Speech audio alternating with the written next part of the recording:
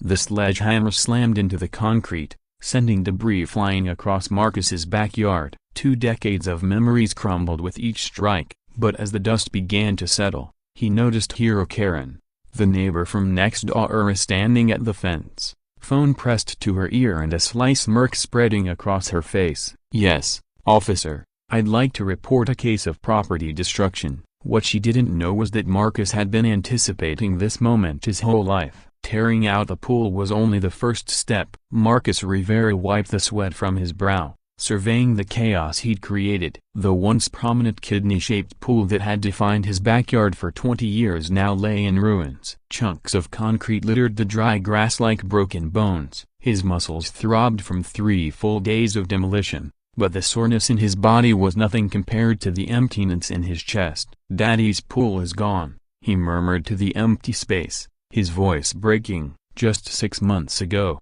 his 8-year-old daughter Sophia had been splashing joyfully in that water, her giggles bouncing off the fence that divided his yard from the Hendersons'. Now, the pool was just another casualty, another piece of a once whole life, shattered by the divorce. The custody arrangement was explicit, every other weekend. But Elena had already started backtracking, coming up with reasons to keep Sophia away. "The pool's not safe," she'd told him during their last call. "What if something happens when you're not watching?" The bitter irony wasn't lost on him. Elena had been the one cheating while he pulled 60-hour work weeks to cover the mortgage on their dream home. Marcus reached for his water bottle on the patio table, drinking deeply as he tried to swallow the rising anger. Dr. Martinez had warned him during therapy. "Anger is grief in disguise," she'd said. "Let yourself feel idle but don't let it take over." A firm knock at the front door cut through his thoughts. Marcus checked the time, at 3:47 p.m. on a Tuesday. He wasn't expecting anyone. As he moved through the house, the emptiness was unmistakably. No Sophia drawings taped to the fridge, no tiny sneakers tossed near the front door. He peered through the peephole and spotted a uniformed officer, a young, auburn hair tied in a tight bun, standing alert on his porch. Behind her, just at the end of the driveway, was Karen Henderson, his jaw clenched. Karen had been a nuisance ever since she and her husband Bob had moved in 3 years ago. The type to measure lawn height with a ruler and snitch to the hoe if a trash can lingered too long on the curb. But this felt different, personal. He opened the door and forced calm into his tone. "Officer Rodriguez," she replied, glancing at her notepad. "I'm responding to a report of property damage." "Are you Marcus Rivera?" "That's me." He stepped out onto the porch and shut the door behind him. "What's the issue?" Karen stepped in before the officer could answer, her thin lips pursed in self-righteous determination. "The issue," she said coldly, "is that your unauthorized demolition is lowering property values and creating a safety risk. Concrete pieces are flying into my yard, and you don't even have permits." Marcus felt the familiar burn rising in his chest. "Karen, it's my property. I can do whatever I want with my pool." "Actually," Officer Rodriguez interrupted gently, "we do need to confirm whether you have permits for this kind of demolition. Depending on the scope, city approval may be required." "It's just a pool," Marcus replied, but even as the words left his mouth, they rang hollow. In the fog of heartbreak and anger, he hadn't thought about permits. He just needed the thing Ganya needed to erase every trace of what his life used to be. Karen's grin was razor sharp. "Officer, I've documented everything over the last 3 days. He's been using heavy equipment without following safety regulations. My property line is barely 6 feet from the work zone, and I have grandchildren who visit.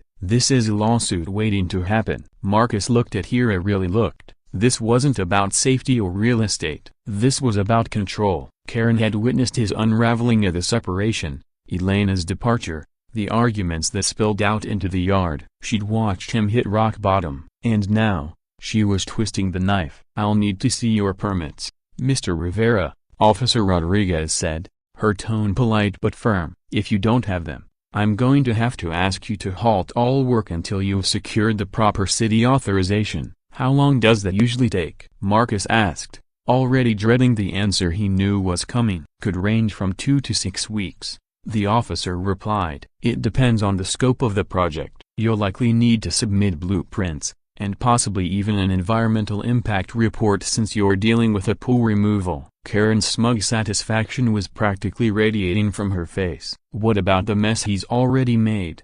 She said, her voice laced with theatrical concern. There are bits of concrete all over my lawn. Marcus's vision narrowed to 6 weeks. 6 weeks of staring at the wreckage of the pool. 6 weeks of constant reminders of what he'd lost. 6 weeks of Karen gloating from her kitchen window, probably snapping photos for her next tow complaint. That would be a civil issue, Officer Rodriguez said firmly to Karen. You'd need to resolve that privately or contact your insurance provider. This is absurd, Marcus muttered, raking his hands through his hair. It's my backyard, my pool, my life. Karen stepped closer, lowering her voice so only he could hear. Maybe you should have thought of that before you started swinging that hammer around like a lunatic. Some of us actually care about keeping up appearances. The words hit him hard. Keeping up appearances? As if his personal devastation was just a neighborhood nuisance. As if his heartbreak was out of place in her pristine,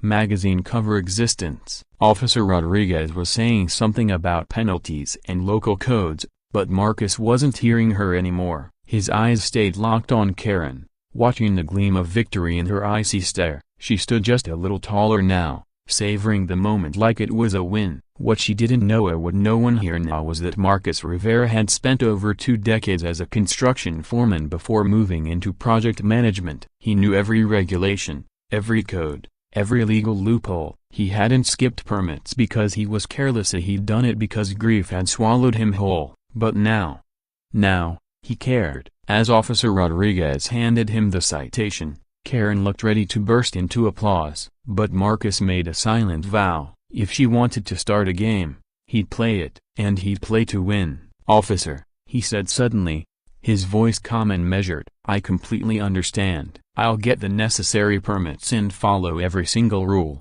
to the letter. In fact, I think it's time I looked into some other home upgrades too. All properly permitted. Of course. There was something in his tone that made Karen's smile flicker just for a moment, but Officer Rodriguez was already turning back to her cruiser, and the moment passed. As Marcus watched Karen disappear into her house, he pulled out his phone and scrolled to a contact he hadn't called in over a year. When the familiar gravelly voice answered, a real smile spread across Marcus's face for the first time in months. Jimmy, it's Marcus. Yeah, I know it's been a while. Listen, I've got a favor to ask. You interested in making a little money and helping me completely screw over my neighbor? At exactly 6 a.m., Jimmy Castellanos rolled into Marcus's driveway in his loud white pickup, just as the neighborhood was beginning to stir. At 58, Jimmy was built like a human bulldozer, a short, stocky, and completely unshakable. He'd been Marcus's mentor back when he first got into construction,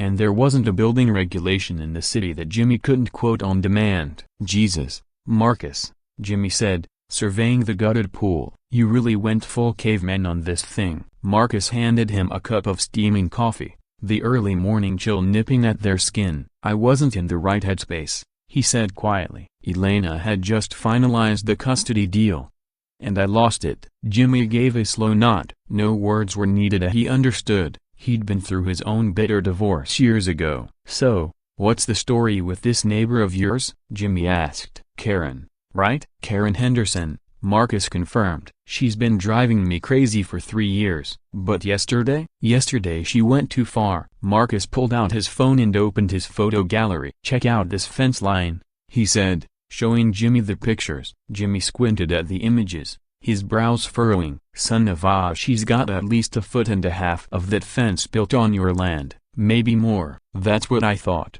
But here's the real kicker. Marcus swiped to the next image. Look at her deck. See how far it extends past the back of the house? Jimmy's eyes widened. That overhang, I said, that's definitely violating the setback regulations, Jimmy muttered, eyeing the photo closely. City code requires a 5-foot buffer from the property line for any permanent structure. He looked up at Marcus with a grin of admiration. You sneaky bastard. How long have you known about this? Couple of years, Marcus replied with a shrug. I let it go while Sophia was still here. Didn't want any neighborhood drama during custody weekends. But now, he gave a sharp smile, Karen just fired the first shot. Jimmy chuckled. So, Game on. Marcus reached behind him and pulled out a thick manila folder. I need a full survey done. Totally legit. By the book. Then, I want formal complaints filed with the city for every code violation she's got. Jimmy opened the folder and began flipping through the pages of property deeds,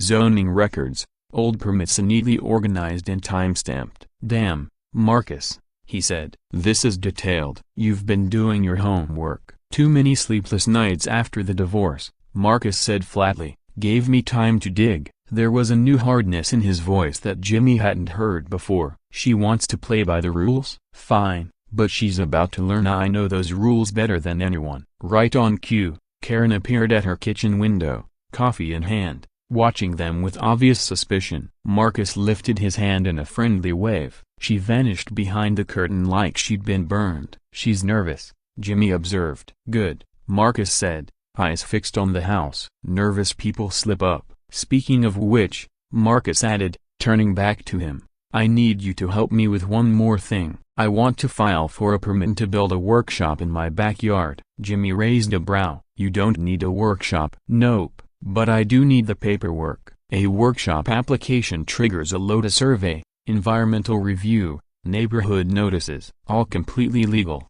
And all very invasive. Jimmy let out a low whistle, then grinned. You magnificent bastard. How big are we talking? Biggest size I can get without a variance. 20 by 30 feet, 16-foot ceilings. And I want it placed exactly 5 feet and 1 inch from Karen's property line. Jimmy blinked, then laughed. That's gonna block out a lot of sunlight. Her precious little garden's going to be living in the shade. Marcus didn't flinch. Tragic, he said, with no trace of sympathy. The two men spent the next hour walking the perimeter of Marcus's yard, Jimmy taking exact measurements with his high-grade survey equipment. Every so often, Marcus caught a flicker of movement behind Karen's windows at her trying to spy from different rooms. Marcus, Jimmy said, pausing mid-measurement, you sure about this? Once we turn in these complaints, there's no backing out. The city takes this stuff seriously. Marcus didn't answer right away. He thought of Sophia. He thought of how Elena had used the pool demolition to justify reducing visitation. He thought of Karen's smug face,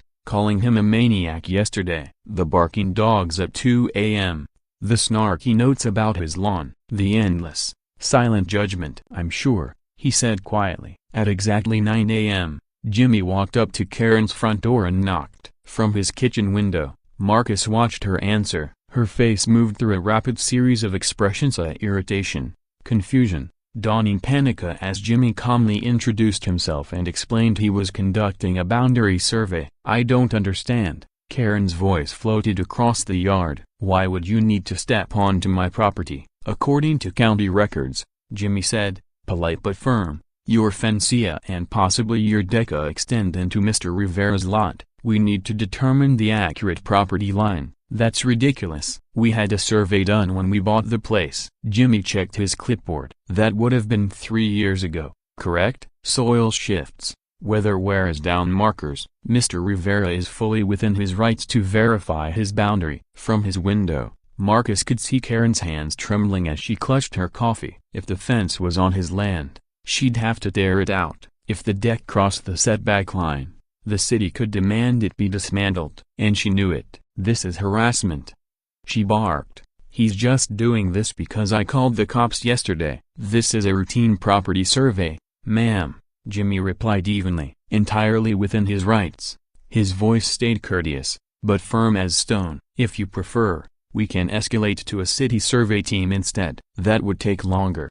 And cost quite a bit more. Marcus watched as Karen's face cycled through emotions. Fury, worry, calculation. She was smart enough to know that pushing back would make her look guilty, but not quite smart enough to. Karen finally exhaled. Fine, she muttered, but I want to be there for every single measurement. Absolutely, ma'am, Jimmy replied. That's well within your rights. For the next 3 hours, Karen trailed Jimmy like a suspicious hawk, hovering at his side as he moved between both yards. She questioned every reading, insisted on seeing his credentials, and snapped photos of every mark he made. Meanwhile, Marcus worked out of his garage with the door wide open, occasionally strolling over with a water bottle or calling out loudly, everything looking accurate. Jimmy? At one point, Marcus asked with exaggerated curiosity, find anything interesting yet? Jimmy glanced briefly at Karen before replying, well, the fence line's definitely off. Looks like it cuts over by about 22 inches onto Marcus's lot,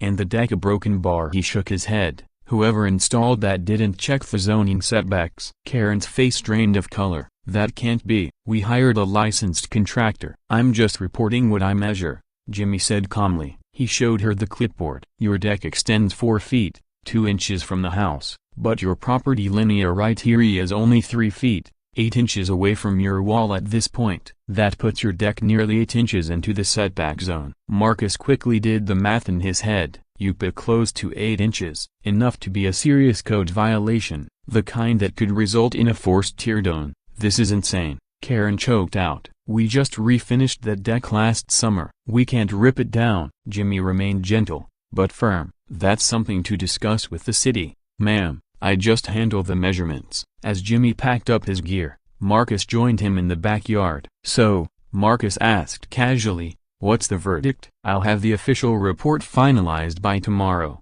Jimmy replied. After that, it's your call what to do with it. Karen stood rooted beside her deck, staring at the bright markings Jimmy had painted on the ground. Her perfectly curated life was unraveling before her eyes, and she felt it happening in real time. Marcus, she said suddenly, her voice softer, almost unsure, can we talk privately? Marcus studied her face. Gone was the arrogance from the day before. What he saw now was something much more vulnerable. Fear. Of course, Karen, he said evenly. What's on your mind? She glanced toward Jimmy, who was loading up his truck. I think a broken bar. Maybe we got off on the wrong foot yesterday. Maybe we can figure something out, you know. Neighbor to neighbor. Marcus nodded slowly. Maybe we can. Then he took a step closer, his voice barely above a whisper. But Karina, broken bar. Next time you think about calling the cops on me, you might want to make sure your own house is in order first. Her face went ghost white. In that moment,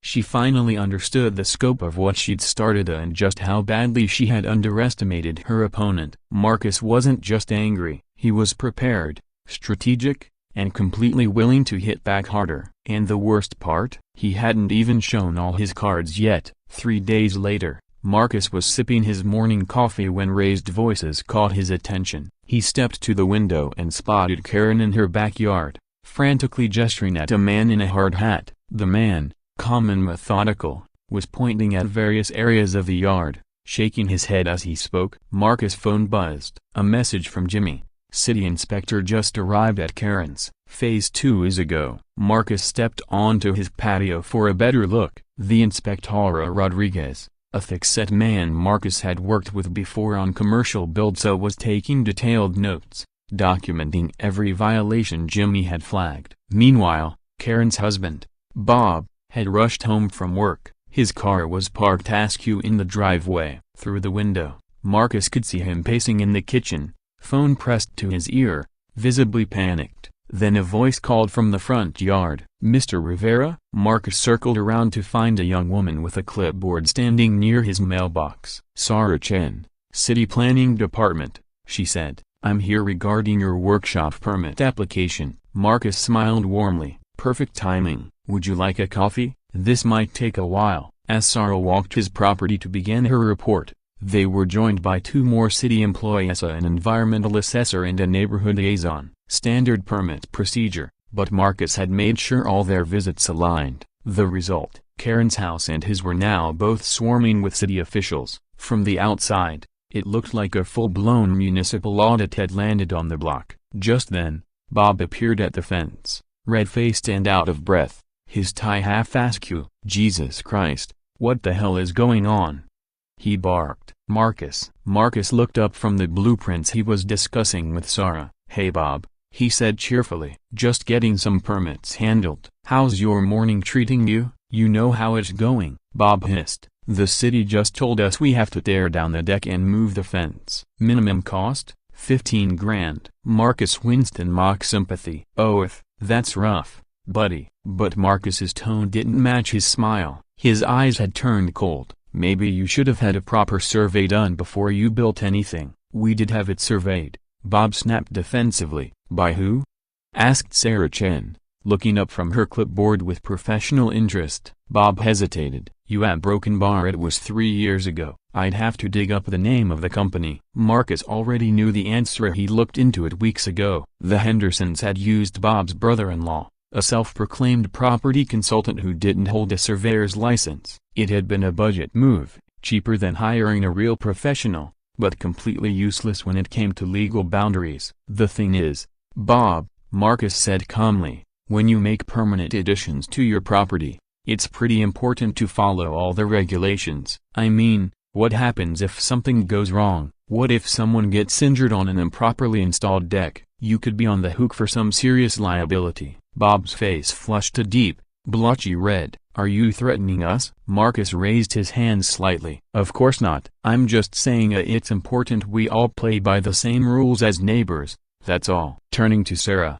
he brightened. So, how's the soil looking for my workshop? Sarah consulted her tablet. Environmental impact looks minimal. But since you'll be using power tools, we'll need to conduct a noise assessment. And per city code, all neighbors within a 100-foot radius will need to be notified about the construction timeline. How long will it take, approximately? Marcus asked, though he already knew the answer. Given the size and structure specs, likely 4 to 6 months, she replied. Per ordinance, work can start as early as 7 a.m., Monday through Saturday. Out of the corner of his eye, Marcus watched Bob's expression harden. 6 months of early morning hammering and sawing, 6 months of noise, 6 months of staring at the shadow of a 16-foot-tall structure blocking their backyard sunlight. And that was just the start. Bob, Karen's voice rang out from their yard, shrill with panic. Get over here. The inspector says we need a variance. Bob threw Marcus one last furious glare before storming back toward his house. Marcus turned back to Sarah,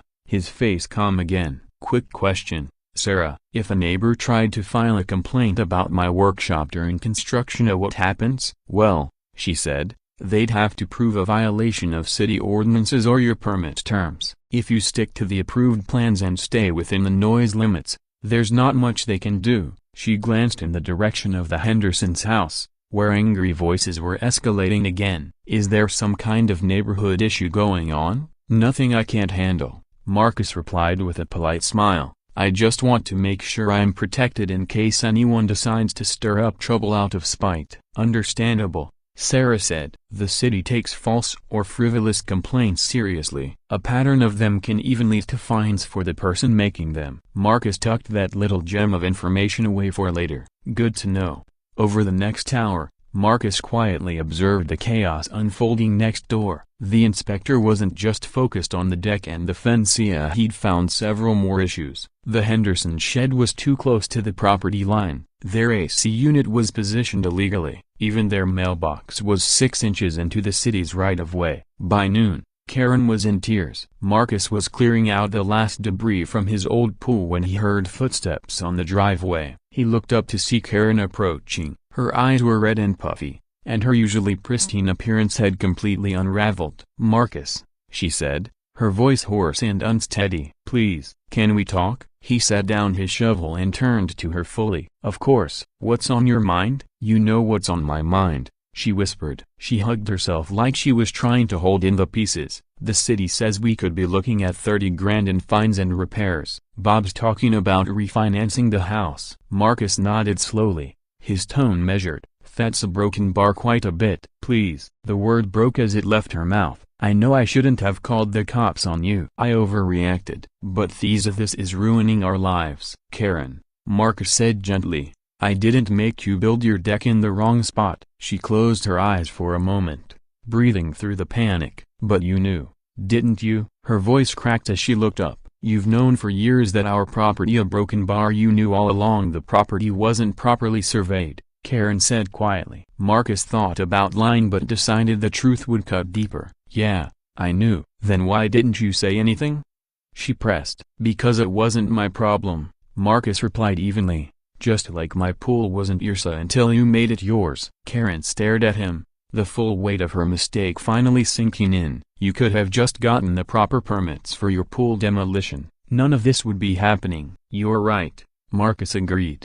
But then I wouldn't have learned a valuable lesson about choosing carefully who you cross. Tears slipped down Karen's cheeks. Bob doesn't know I was the one who called the police, she confessed. He thinks it was just bad luck that the city found all those violations right after your survey. Marcus raised an eyebrow. You didn't tell your husband that you started all this? He'd kill me, she whispered. He was already furious about the money we've spent on the Howuzzy broken bar. She wiped her nose with the back of her hand. Marcus, I'm begging you, can't we find a way to work this out? For a moment, Marcus felt a flicker of sympathy. Karen looked genuinely broken. There was something almost pitiful about seeing someone so petty reduced to pleading. But then he remembered Sophia's empty bedroom, remembered Alina's harsh words about his dangerous pool, remembered the cold satisfaction in Karen's voice when she called him a maniac. Here's what I'm willing to do, he said finally. I'll hold off on filing any new complaints about your property violations, but the ones already filed will have to run their course. What does that mean? Karen asked. It means you'll need to fix the fence, the deck, the shed, all the issues the city found. But I won't go digging for more. Karen's face grumbled. That's still going to cost us everything. Marcus softened his tone. Karen, 3 days ago you stood in my driveway and smiled while a police officer wrote me a citation. You called me a maniac. You tried to use my worst moment against me because you thought you had power. He stepped closer, voice dropping just above a whisper. But here's what you didn't realize: I've been building things and following city codes longer than you've lived in this neighborhood. When you decided to weaponize the rules against me, you picked a fight with someone who knows those rules better than you ever will. Karen's shoulders shook with silent sobs. The difference between you and me, Marcus continued, is that when I break the rules, it's because I'm grieving and not thinking clearly. When you break them, it's because you're too cheap and arrogant to do things properly. Now, you're learning that actions have consequences. He picked up his shovel and turned back to work. Oh, and Karina, construction on my workshop starts Monday at 7 a.m. I'd invest in some good earplugs if I were you. As Karen stumbled back to her house, Marcus allowed himself a brief moment of satisfaction, but it was tempered by the knowledge he wasn't finished yet. Phase 3 was just beginning, and Karen Henderson was about to learn that sometimes the best revenge is perfectly, absolutely legal.